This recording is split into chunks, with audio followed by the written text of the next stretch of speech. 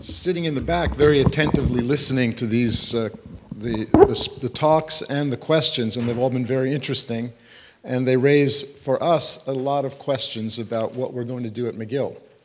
I've been asked to offer some reflections on both the topics covered and the way in which the panelists have, or the individual speakers now assembled as a panel, have actually presented the material. First, I want to thank Colleen Cook, and I think by reflection, Chris Manfredi, for having helped put this together, spearheading this initiative and bringing these issues and this fine group of speakers to McGill for our careful attention. I want to talk a little bit about McGill and McGill's own efforts for a moment.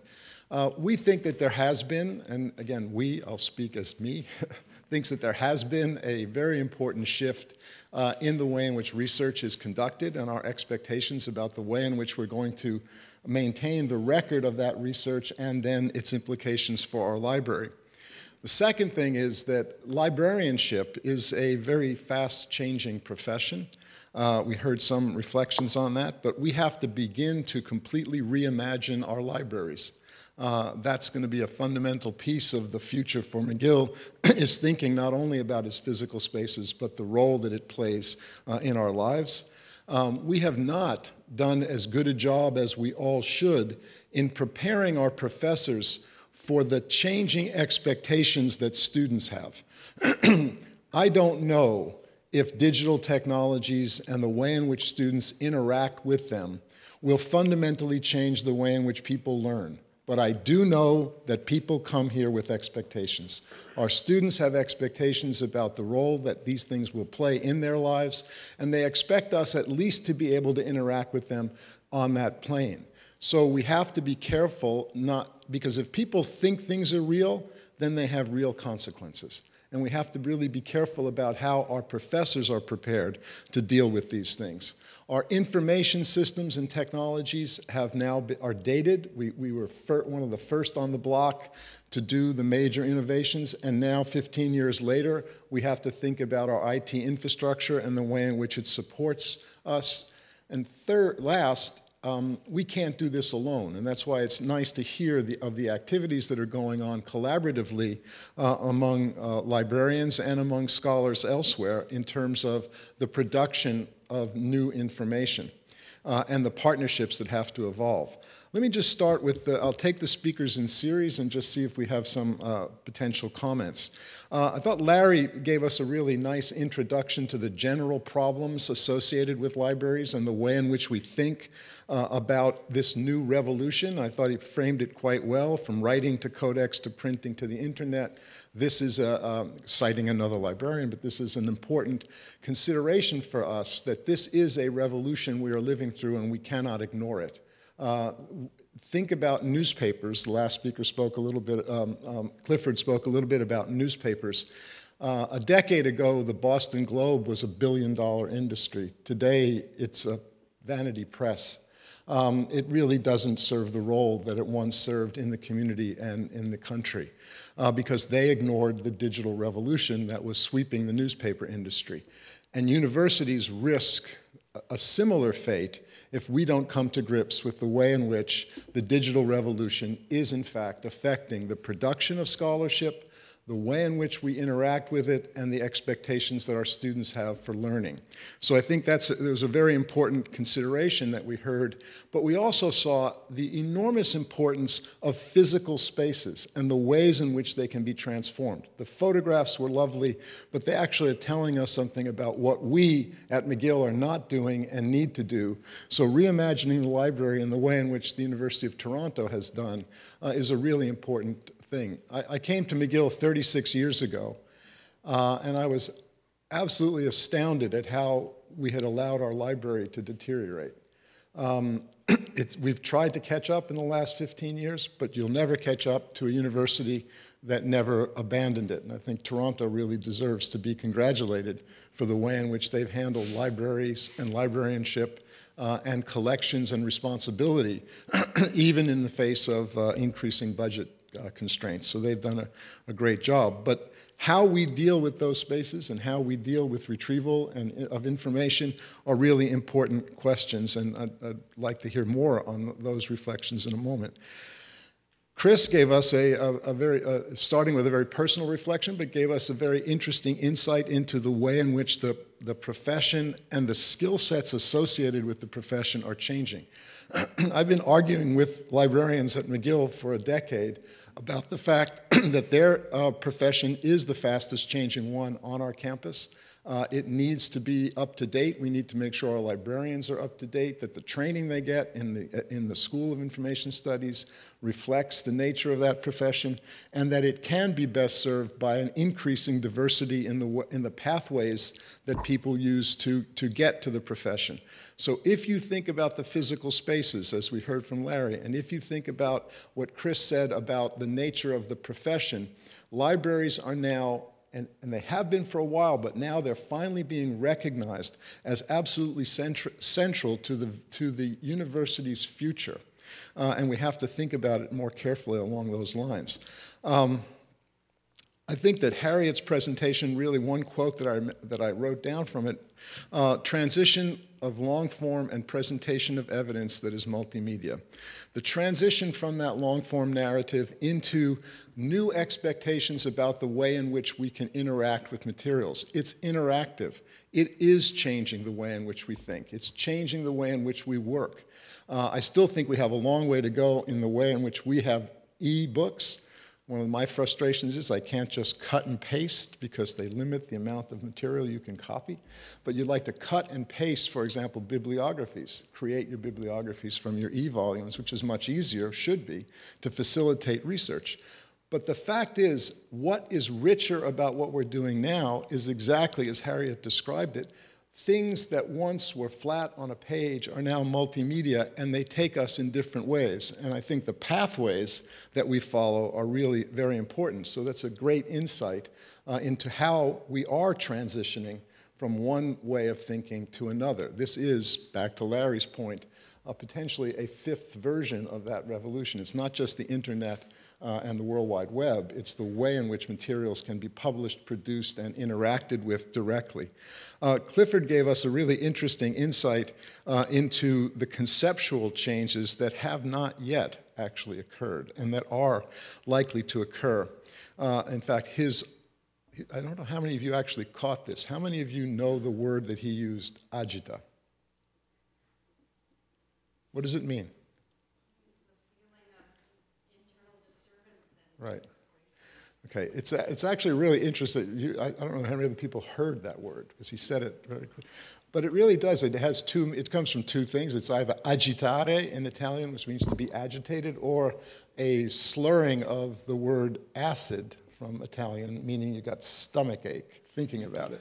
So I wasn't so clear how much of Clifford's agita was either agitation about it or just stomach acid because he was so concerned about some of the issues. But he raised another whole series of questions, which is probably for another topic, which is about the way in which scholarly materials are now being, or we're expected to comply with copyrighted expectations. And we're dealing with companies in that who have been around for a long time. I use one example. I know all the librarians know this is not exactly correct, but Elsevier was Galileo's publisher. So if you think about how long they've been in the publishing business, and I say that's the name, Elsevier, they were out of business for a couple of 100 years, but they were around, and they have experience with this, and they have a good thing going with the way in which we produce our scholarship. So we have to think about ways in which we can actually manage issues of copyright and copyrighted materials. So let me just start with some questions for the panelists. We're looking at our physical spaces. What's the feasibility studies that we're undertaking require some of the thoughts that have gone into either robotization or retrieval materials that are automated or digital repositories or physical repositories that are distant from the campus. What are the trade-offs that we'd have to consider as we do that? As we think about our librarians and the way we recruit librarians to McGill, what are the things that we should be thinking about in terms of getting the diversity that Chris mentioned? In terms of digital and copyright compliance issues, what should be on our minds as we move to those things? as we think about librarianship and as we think about the rich ways in which designers are having an impact on the way in which materials are published, who are the partners that we should be working with? It's not just the producers of research, but also the pedagogues and how we might do that, but what are the things we should consider? Another question that I thought was, in terms of the way in which students' expectations are changing, how can we help our professors to be better at meeting some of those expectations and helping our professors help students understand that not everything that they want is necessarily a good thing. So I'm going to stop there and see if the panelists have any reflections on those questions. Do we have until 5 o'clock? No, you've got 5 minutes, I think is what we have. You know, I'll take up because I dodged the question about the balance between digital and print collections in the beginning by saying it depends and I don't know. And I'll stick with parts of that.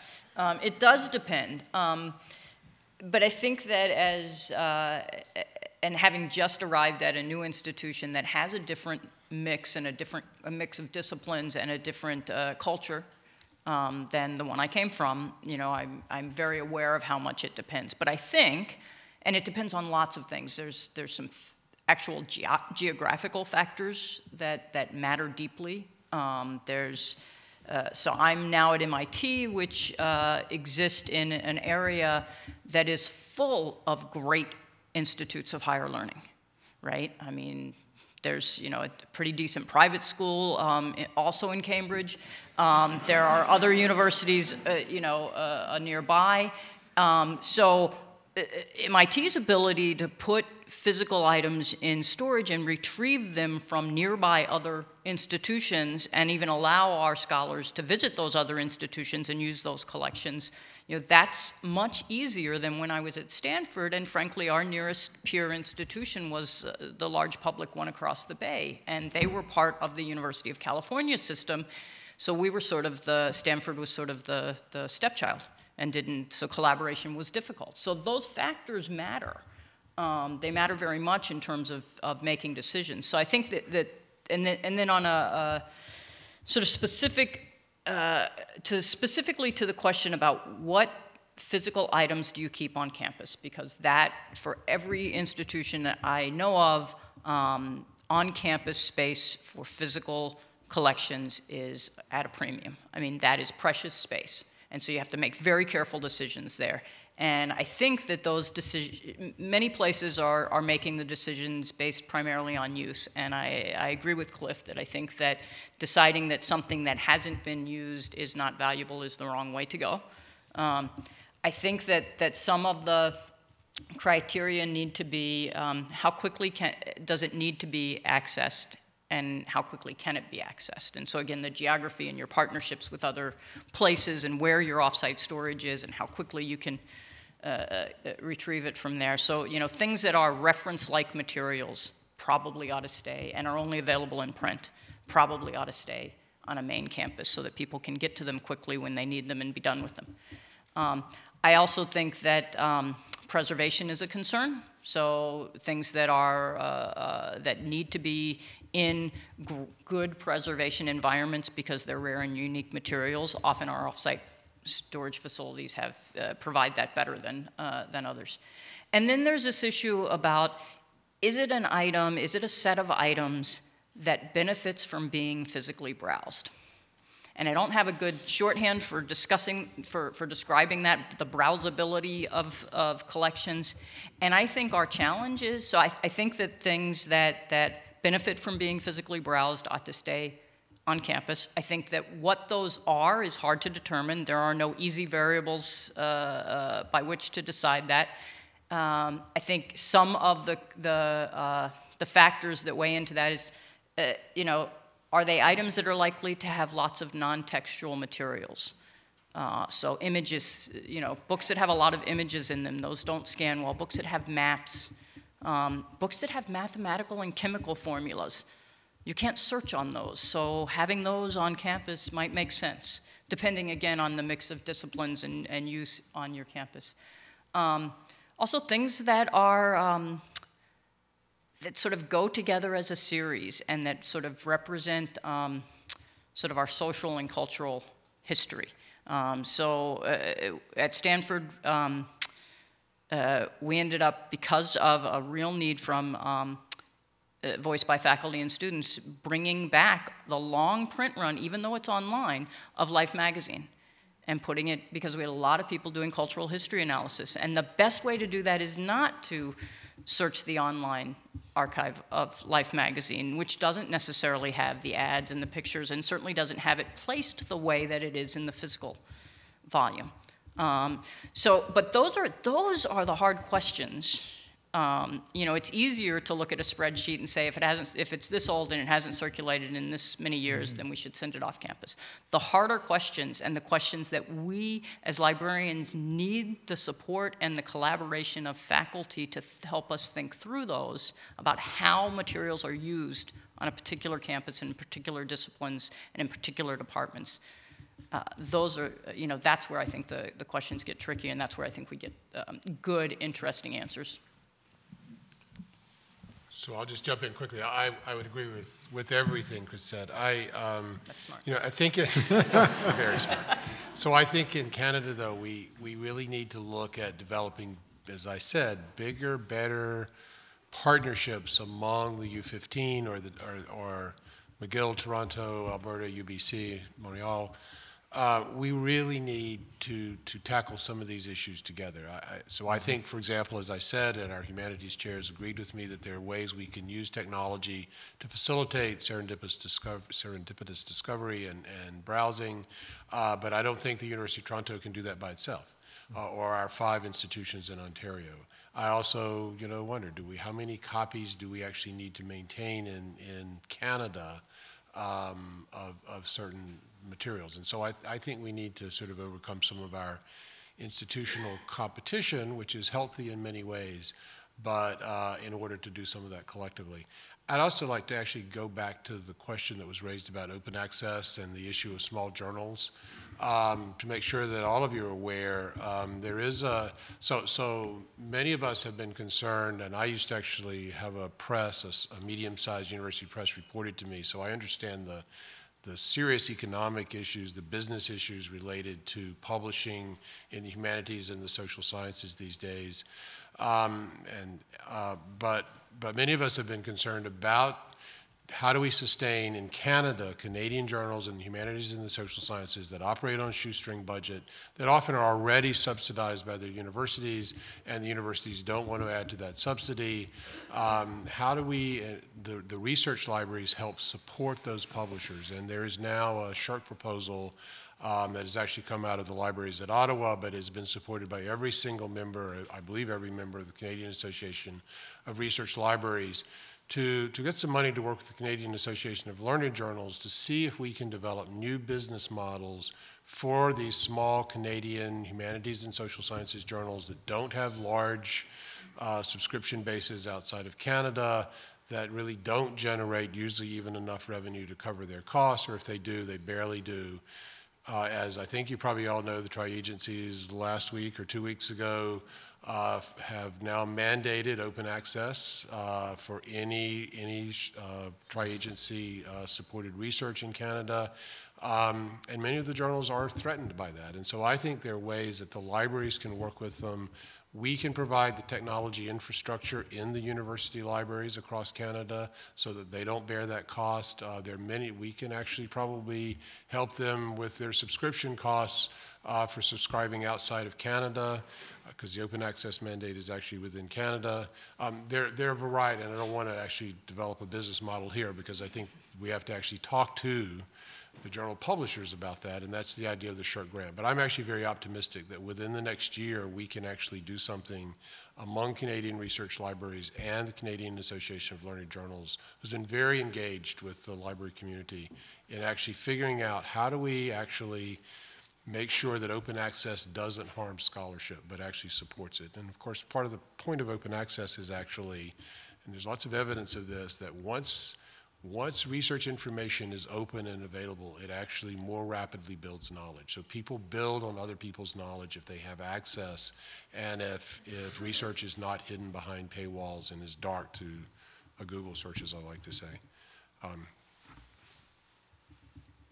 So I'll just say a few words about your question regarding how do we begin to understand where students are, and also how we share the experience and expertise that we have with our students. One of the interesting things at Brown, a couple of years ago, chaired an online teaching and learning committee. And so part of that discussion involved my going to a number of student functions and gatherings, and they were almost uniformly opposed to having online classes at Brown. And I think that as we began to break down that conversation of what does online teaching involve, they soon realized that, in fact, they were doing a lot of these elements already, but they didn't call it by the same name. They also really didn't want a fully online course as a substitute for interpersonal interaction and so on. I think the same thing if faculty begin to look at the methods that they are using, and especially if we consider the different methods that are used across the disciplines, that many faculty would actually begin to realize that they do already incorporate a lot of digital skills or methods in their own research.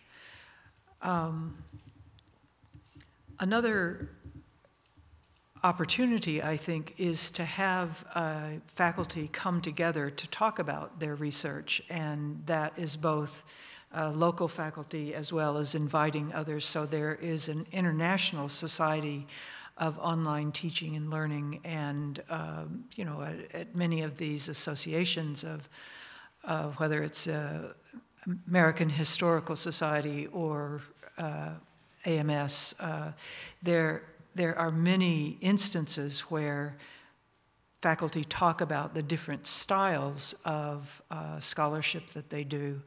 So I think continuing to have conversations, after all, this symposium was not about 2015, but really about 2050, as I recall. Mm-hmm.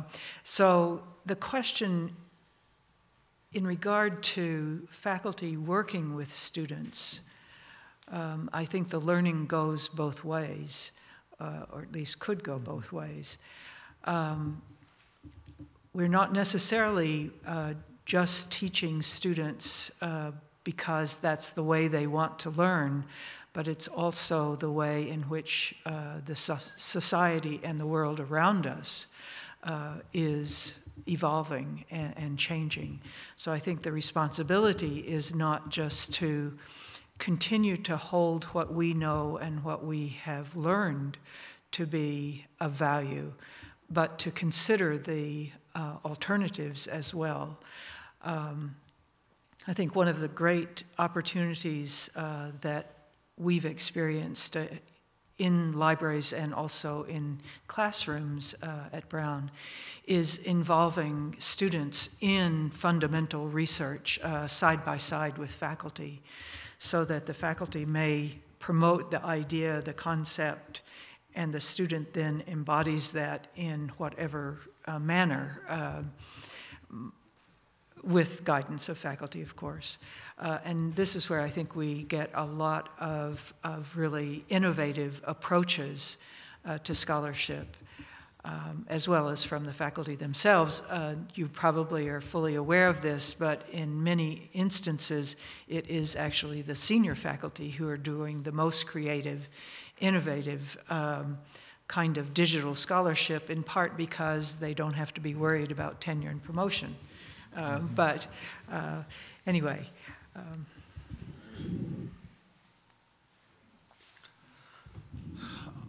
I'm just going to make, I think a number of the issues have been well covered. I think I just want to inject here a note that, as I think the conversations at this symposium have illustrated very well, there is an ongoing need for a set of discussions that really go across all the disciplines, go beyond the institution, and really connect up with broad institutional strategy.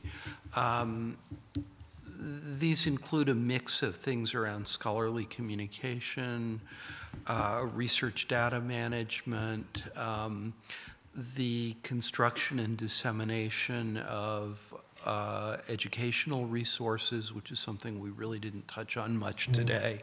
But this is an area that's really getting shaken up, and institutions are going to need to make some thoughtful decisions here over the next 5 or 10 years.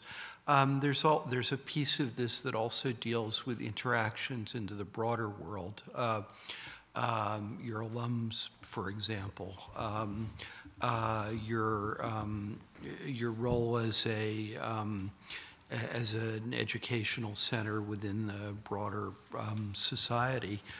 And it seems to me that one of the roles that libraries are taking on, which is really important, is as a kind of a neutral ground and convening function for this. I mean, many of the ultimate decisions here, of course, rest with the faculty and with the institutional leadership. The library is only, to some extent, a facilitator and an implementing tool for certain kinds of decisions. But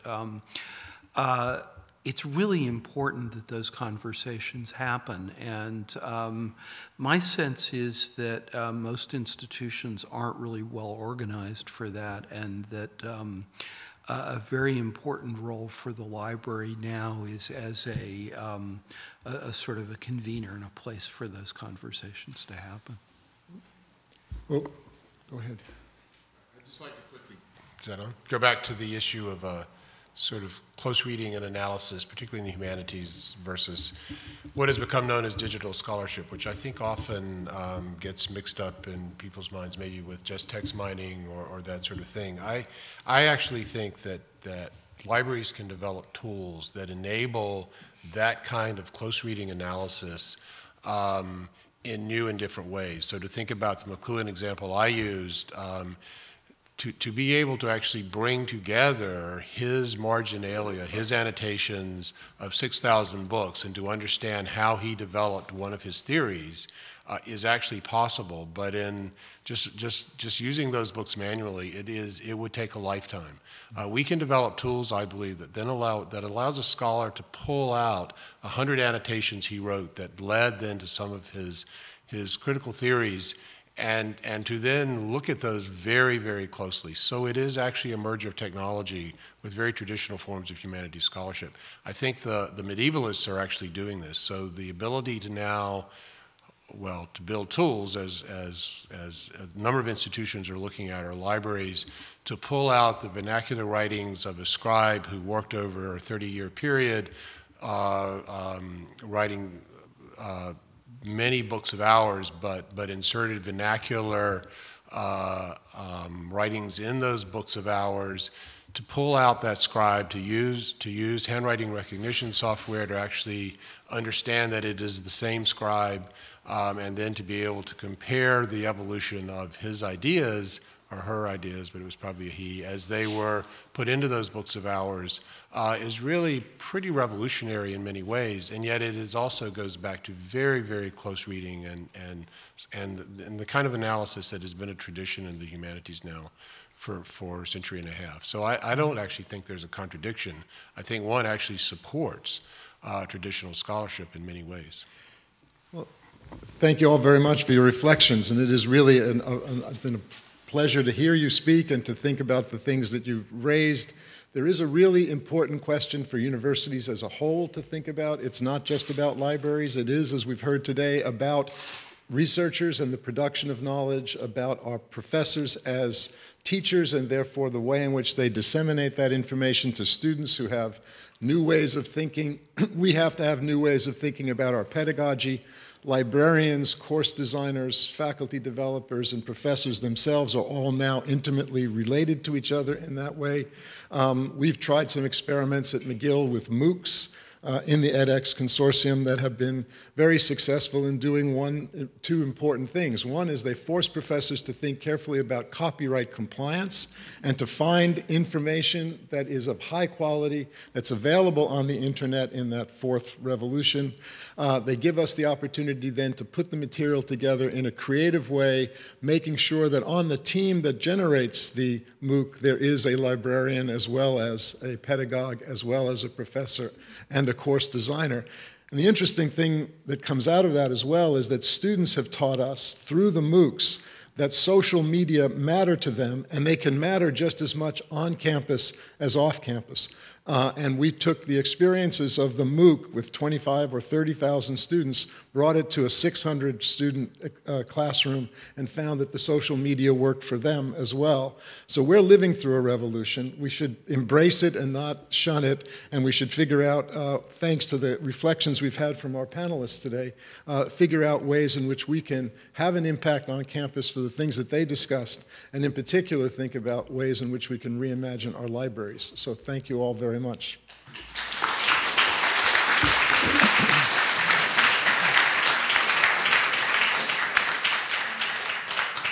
Well, it's my pleasure to thank everybody who was very much involved in this. Tony, our speakers, Larry, Chris, Harriet, and Clifford. It's been delightful for me. I know it was delightful to everyone here. And don't forget that this is streamed. It will be up on our website very soon. Please join me in thanking everyone here, and Tony too.